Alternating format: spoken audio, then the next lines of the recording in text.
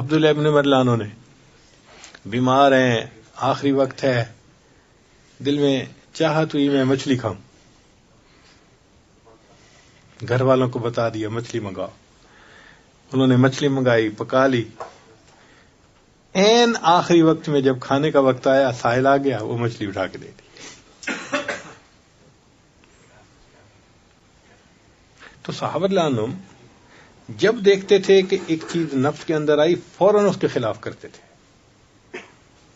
تو یہ نفس کے خلاف کرنا، خواہشات کو توڑنا، یہ تزکیہ حاصل کرنے کا ایک طریقہ ہے۔ صحابہ رضی اللہ عنہم اور تابعین کے بعد یہ سلسلہ پوری امت میں چلا کہ اللہ کو پانے کے لیے نفس کا تزکیہ کرنا ضروری، اور نفس کے تزکیہ کے لیے مجاہدے ضروری، جو سلف صالحین سے چلا آ رہا ہے، اور صحابہ کے ابتدائی دور میں یہی طریقہ چلا۔ چنانچہ تابعین کی زندگی کو دیکھ لیں، تبع تابعین کی زندگی کو دیکھ لیں، وہ اپنے اوپر اس قسم کی پابندیاں لگاتے تھے۔